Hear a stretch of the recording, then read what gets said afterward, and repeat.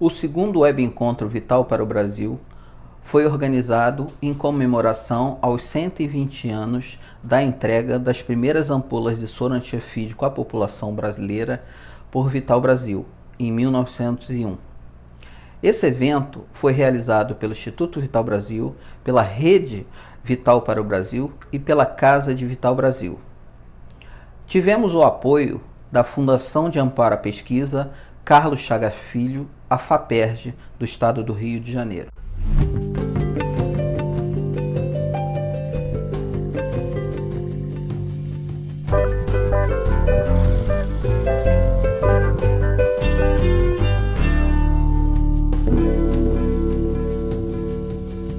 No Brasil, entre os acidentes por animais peçonhentos, o problema de saúde que apresenta o mais rápido aumento, tanto no número de casos quanto na sua dispersão pelo país, é o escorpionismo.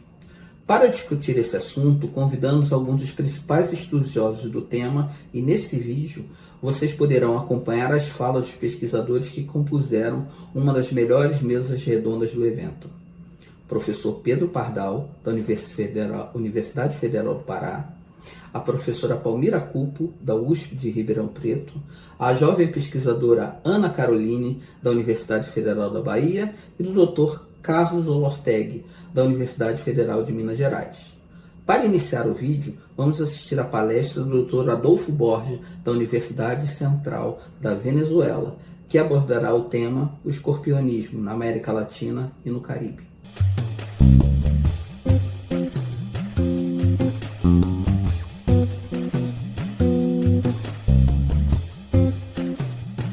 Muchas gracias por la invitación a participar en este evento prestigioso con esta palestra sobre escorpiones y escorpionismo en América del Sur y el Caribe. Bueno, los escorpiones son arácnidos, se conocen cerca de 2.300 especies en el mundo, 40 de las cuales son reconocidas como letales para el ser humano. Sin embargo, es la amplia distribución geográfica y la alta abundancia relativa de algunas de estas especies las que las convierten en escorpiones de importancia médica en varias regiones. El escorpión inyecta pequeñas cantidades de veneno en el orden de microlitros. Este veneno es producido en el último segmento de la cauda del escorpión, que es el denominado telson, ¿verdad? Y este veneno contiene una serie de moléculas que actúan de manera sinérgica para la producción del síndrome del envenenamiento escorpiónico. El escorpionismo es un problema global, afecta a varios países del mundo en las regiones tropicales y subtropicales. En el viejo mundo, especialmente en África del Norte, África del Sur, el Medio Oriente, Turquía, en India, en Irán, y en el continente americano, en el norte, en el Caribe y en el América del Sur. Varios géneros de escorpiones están involucrados en esta casuística, principalmente géneros de escorpiones pertenecientes a la familia Butidae. Entonces, en el continente americano, México es el que lidera la casuística epidemiológica. Estos son datos del 2007, con 230 casos por cada 100.000 habitantes, seguidos por Panamá y la Guayana Francesa, pero hay otros países de América del Sur como Colombia, Venezuela y ciertamente Brasil, cuya tasa de incidencia ha aumentado hasta 75 casos por cada 100.000 habitantes en el 2020, junto con Argentina. Estos son algunos de los países afectados por esta problemática.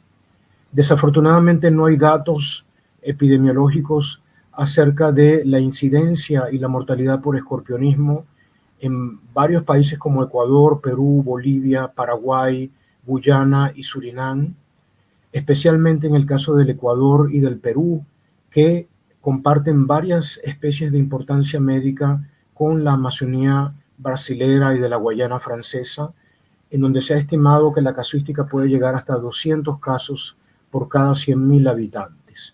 Entonces, el género Titius es el más diverso de todos los géneros que componen el orden Escorpiones. Fue descrito en 1836 por Koch, con Titius bahiensis como la especie tipo. Se conocen cerca de 225 especies descritas hasta el momento, y esta es el área de distribución geográfica de Titius en América del Sur y América del Central y el Caribe, con el mayor número de especies concentrada en el norte de América del Sur. Colombia, Venezuela, Ecuador y parte de América Central contienen más de la mitad de las especies descritas de este género. El caso del escorpionismo en la región amazónica merece un estudio, una significación especial. Cerca de 22% de las especies de Titius habitan la región amazónica, de un total de 225 especies descritas para el género. Estas son algunas de las especies asociadas a escorpionismo severo en esta zona: Titius apiacus, Metuendus obscurus silvestris strandi y Titius cisandinus, como les había mencionado, en la Amazonía ecuatoriana y peruana. Estas son algunas de las especies responsables de escorpionismo severo en la región amazónica.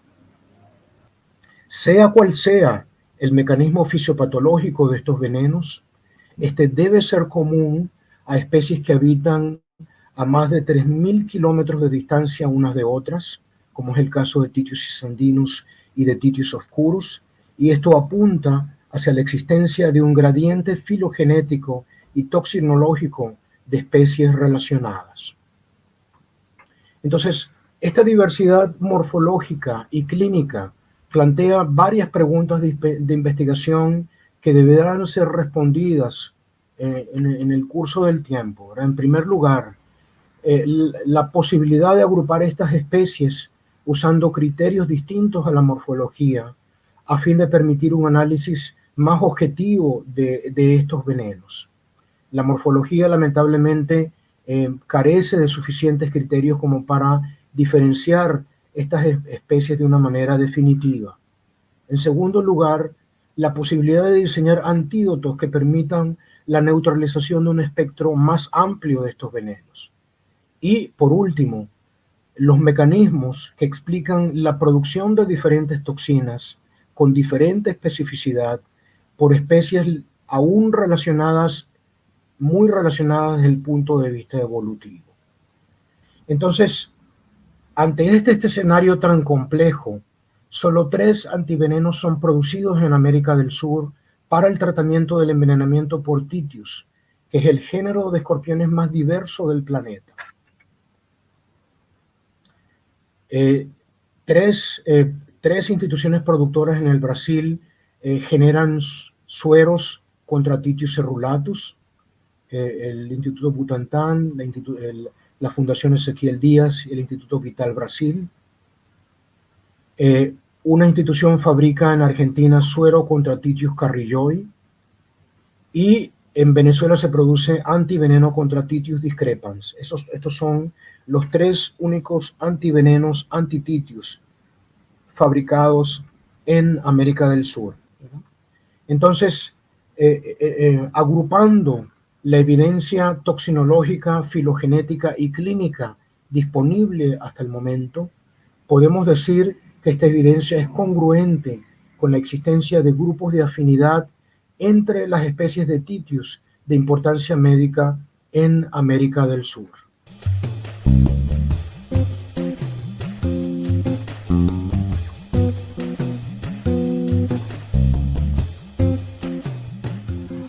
Parece que a Amazônia brasileira é um mundo à parte, porque tem coisas totalmente diferentes do restante do Brasil.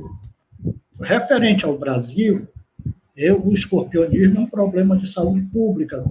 Vocês veem aí neste mapa, onde tem pontos vermelhos, onde ocorre a maioria dos escorpiões, tendo uma concentração muito grande na região sudeste e nordeste, né? Mas na Amazônia a gente já começa a observar algumas concentrações em alguma parte da região, principalmente no Pará, na região oeste do Pará. Esses escorpiões da região amazônica, eles pertencem a 3 famílias, em 12 gêneros com 44 espécies em 2002, por Lourenço, né, que descreveu que existe 44 espécies na Amazônia. Porém, os escorpiões que têm dado acidente, produzido acidente na Amazônia, comprovadamente, nós temos os anatéres, os ropaluros, os títios e os brotas, que têm dado os acidentes. Logicamente, o títios é o que tem de maior importância médica entre nós. Aqui os acidentes ocorrem preferentemente ou na floresta, ou perto da floresta, ou nos produtos que vêm da floresta.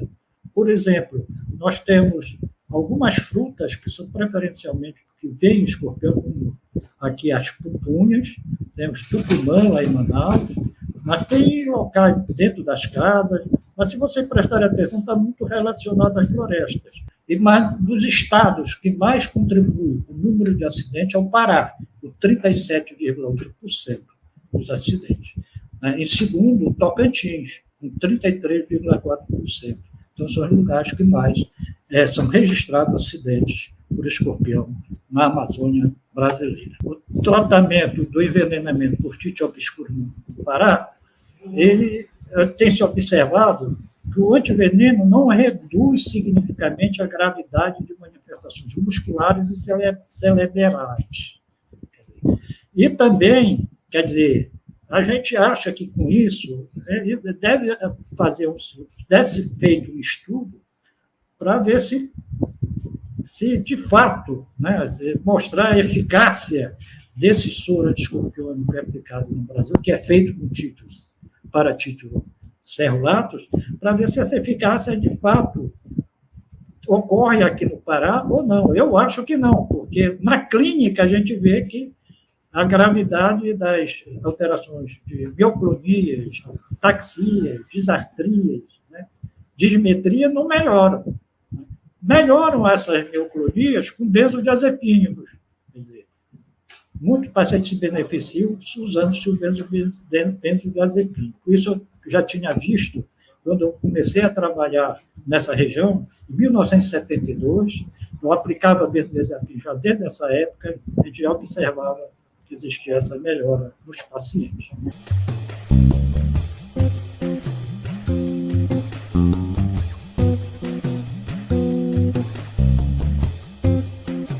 Nós vamos falar sobre aspectos clínicos, estadiamento e tratamento. Então, a fisiopatologia, né? A toxina escorpiônica, ela desencadeia efeitos complexos nos canais de sódio, produzindo despolarização das terminações nervosas pós-ganglionares do sistema nervoso simpático, parasimpático e da medula adrenal, causando libertação imediata de neurotransmissores, principalmente de noradrenalina e acetilcolina. Então, a liberação desses mediadores é o ponto de partida para a cadeia de eventos que constituem envenenamento, desencadeando manifestações clínicas em vários sistemas do organismo, que, dependendo da intensidade, podem levar ao choque cardiogênico, edema pulmonar e óbito dos pacientes, principalmente as crianças. Então, o que seria um acidente leve? Então, nós já vamos classificar. Seria aquele que é a maioria dos casos, mais de 80%, 85%, que o paciente tem só dor local de intensidade variável, parestesia, ele pode ter taquicardia e agitação, mas que depende da dor, né? E o local da picada, a gente vai ver um ponto de inoculação, se ele chega cedo, frialdade, sudorese e hiperemia. E o que a gente faz nesses casos é apenas aliviar a dor, né? Com analgésicos e anestésicos. Eu não utilizo, mas lá no Butantan eles utilizam água morna. E esse paciente a gente tem que deixar em observação pelo menos 2 a 4 horas após o acidente. Os acidentes graves, então, eles geralmente não apresentam dor, porque quando eles chegam para a gente, já está uma dor, eles já estão graves, né? Então, assim, náuseas e vômitos profusos, eles já são indicação de paciente grave. Tudo é muito intenso, cialorreia, lacrimejamento, sudorese intensa, ele fica gelado, ele tem, né, hipotermia, pode ter o priapismo e já começa a ter alteração mais grave dos ritmos cardíaco e respiratório, aumenta ou diminuição da PA, aumenta ou diminuição da frequência cardíaca, e outra coisa importante é que ele fica muito agitado, intenso, né? Com sonolência e torpor. Então, nesses pacientes, está bem diferente das outras manifestações, né? Então, se ele tiver dor, a gente vai tratar, mas geralmente você já vai, né? Tem que fazer as coisas anteriores lá. Soroterapia está indicada para todos os pacientes, e os vômitos, se eles não cessarem após o soro, né? A gente acaba dando, o pediatra não gosta de dar, né? De dar medicação para não vomitar. E esse paciente ele tem que ficar sob monitorização cardiorrespiratória contínua. Então, essa criancinha já chegou com esse quadro, então, parecia que seria uma pneumonia isso daí, mas, na verdade, era um quadro de acidente escorpiônico. No dia seguinte, ela já estava com o pulmãozinho normal.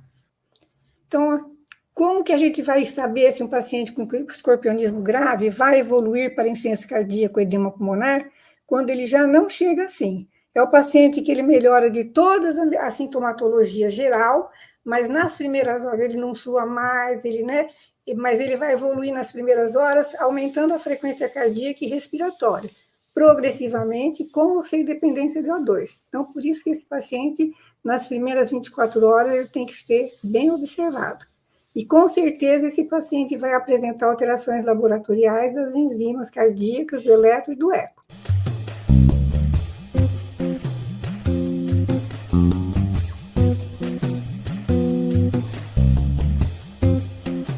Nessa exposição, eu vou discutir com vocês sobre a temática aspectos epidemiológicos do escorpionismo no Brasil, uma temática que particularmente me interessa e vem sendo alvo de minhas investigações durante alguns anos. Bem, o escorpionismo é um agravo em saúde frequente em países tropicais e subtropicais, a exemplo do Brasil, e estima ser responsável por aproximadamente 1,5 milhão de acidentes e 2.600 óbitos a cada ano. No Brasil, apenas entre 2007 e 2019 foram notificados mais de 1 milhão de casos de escorpionismo, de acordo com os dados do SINAM, que é o Sistema de Informação de Agravos de Notificação, e um aumento de cerca de 311% do número de novos casos só nesse período de 2007 a 2019. O risco de escorpionismo ele é maior nos estados do Nordeste e do Sudeste, aqui representados no mapa.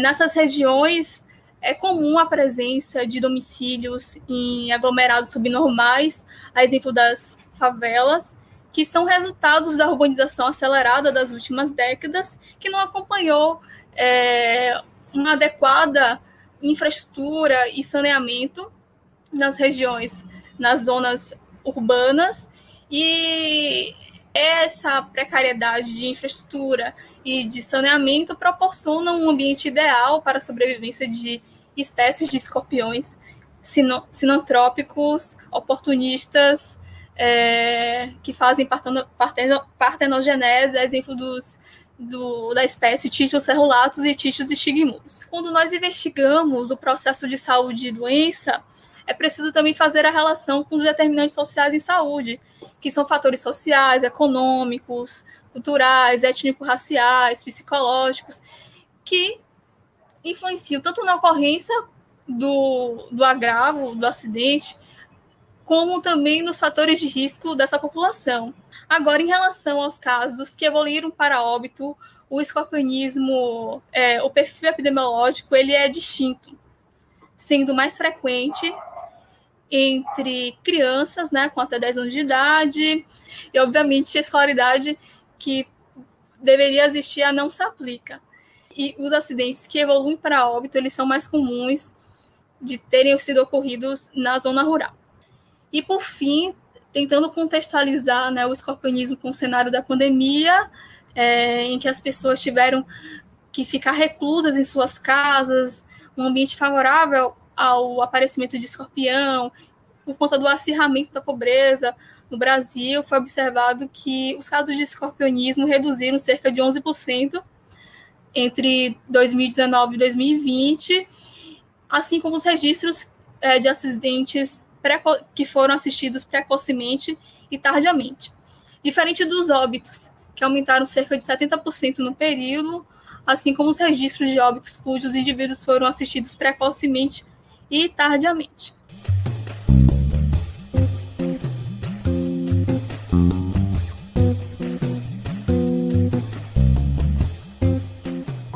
Então, minha apresentação leva por título, então, a biotecnologia aplicada à prospecção de novos antivenenos contra as toxinas escorpiônicas.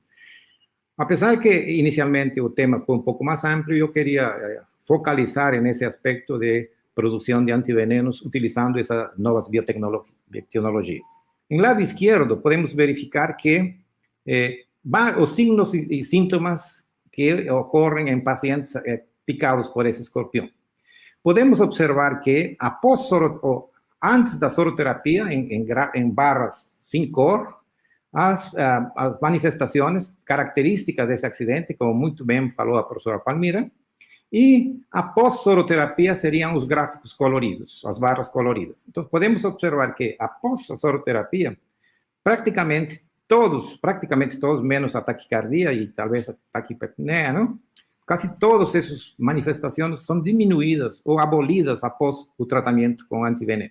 Eu vou apresentar para vocês o objetivo de nosso trabalho nesse campo é avaliar em modelos animais a possibilidade de gerar uma resposta imune humoral capaz de induzir anticorpos contra toxinas do veneno do escorpião Titus regulatus. Aqui existem dois aspectos nesses objetivos gerais. Ou produzimos anticorpos pré-existentes em um organismo para que depois, ao ser picado, tenha esses anticorpos neutralizantes, entre parênteses, uma vacina, que é difícil de falar na atualidade, mas que eu acredito agora com o aumento alarmante do número de casos, ou seja, cada ano praticamente se duplica o número de casos, eu acho que chega um momento que podemos falar sem temor de uma possível vacina.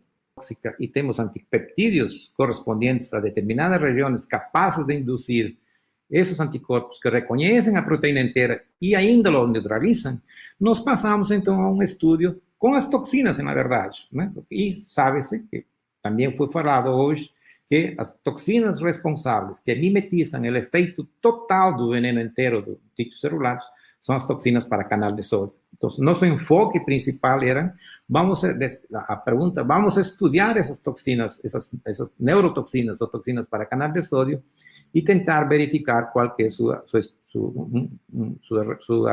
suas partes responsáveis de formar esses anticorpos. Sintetizamos esses péptidos, os péptidos de interesse biotecnológico, de interesse de induzir anticorpos, e verificamos realmente que esses peptídeos, além de não ser não tóxicos por el tamanho dele, esses peptídeos induzem anticorpos, dependendo, obviamente, da via, dependendo do adjuvante, dependendo